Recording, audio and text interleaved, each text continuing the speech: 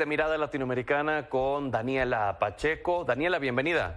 Muchísimas gracias, Pedro. Oye, ¿cómo va el proceso legal, este conflicto entre Ecuador, entre México? Bueno, pues justamente se terminó la fase oral de la demanda ante la Corte Internacional de Justicia y hay bastantes detalles interesantes y me gustaría partir por cómo estaban conformadas las delegaciones, porque dicen bien que en los detalles está el diablo. Ok. Por ejemplo, la delegación mexicana estaba conformada por gente del Servicio Exterior Mexicano muy profesional. Comandados por Alejandro Celorio, ¿no? Exactamente, que es el secretario jurídico. Y si uno ve la delegación ecuatoriana, en su mayoría el 95% eran extranjeros, ¿no? Ok. Entonces, al menos es una contradicción, ¿no? Si hablan de tanto patriotismo, un atropello al Ecuador, seguramente hay talento ecuatoriano para representarlos, ¿no?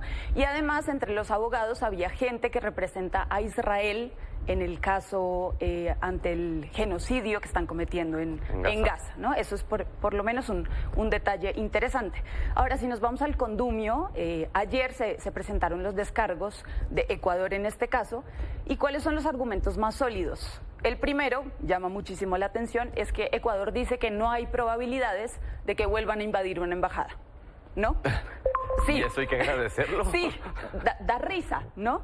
Y la segunda, que también no sé si da más risa, es que dice que México no agotó la solución pacífica antes de ir a la Corte. Es decir, invades mi embajada y no me invitaste un café antes de irme a demandar en La Haya, ¿no? Esos son básicamente los argumentos que esgrimió Ecuador el día de ayer, ¿no? Entonces, no hay en las normas internacionales ni en la jurisprudencia un solo argumento pues que pueda sostener, digamos, la excepcionalidad a la que está apelando Ecuador. No existe jurídicamente, es decir, se están inventando un principio en sus argumentos, ¿no? Y México, pues, ven los argumentos lógicos. Sí, en los argumentos lógicos.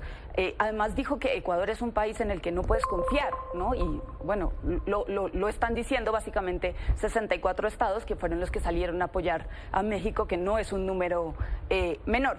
Ahora, Ecuador parece que se está convirtiendo en el país de los casos excepcionales, ¿no? O de solo por esta vez. ¿Y por qué lo digo? Porque parece que Ecuador utiliza en su defensa lo mismo que hace a nivel nacional, es decir, Ecuador, por ejemplo, se pasa por la faja los dichos de la Corte, de su propia Corte Constitucional, y dice, solo por esta vez lo vamos a hacer de esta manera, y ahora pretende que esas cosas que usa a nivel nacional las lleve a nivel internacional. Oye, ¿y qué sigue en este proceso?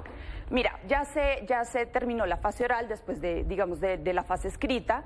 Ahora no hay un tiempo determinado, sin embargo, a pesar de que es un caso, digamos, medianamente excepcional, porque han habido otros casos donde se invaden embajadas, pocos, pero han existido, uno de los últimos casos donde la Corte Internacional, digamos, lo hizo bastante rápido fue cuando Sudáfrica demandó a Israel. Recordemos que se presentó el caso en diciembre, ya en enero, en las primeras semanas se hizo la audiencia y a finales de enero ya hubo una resolución. ¿Y cuál fue? Pues básicamente se quería pedir un cese al fuego, no se pidió un cese al fuego, pero se pidió que se bajaran las tensiones.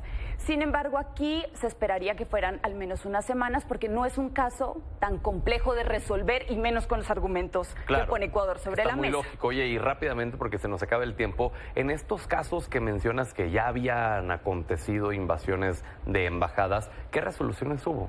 Bueno, aquí básicamente no intervino la Corte Internacional de Justicia, digamos, porque estamos hablando de casos donde había dictaduras o situaciones de este tipo, ¿no? Digamos, estaríamos llevando a la Corte Internacional de Justicia a que se sienten precedentes. Ahora, recordemos que viene la contrademanda de Ecuador a México, que se va a estudiar en un segundo caso, porque evidentemente iba a venir un contraataque de Ecuador en este caso después. Pues tendremos mucho de qué hablar con este tema. Esto va para largo. Daniela, gracias. Gracias a ti, Pedro.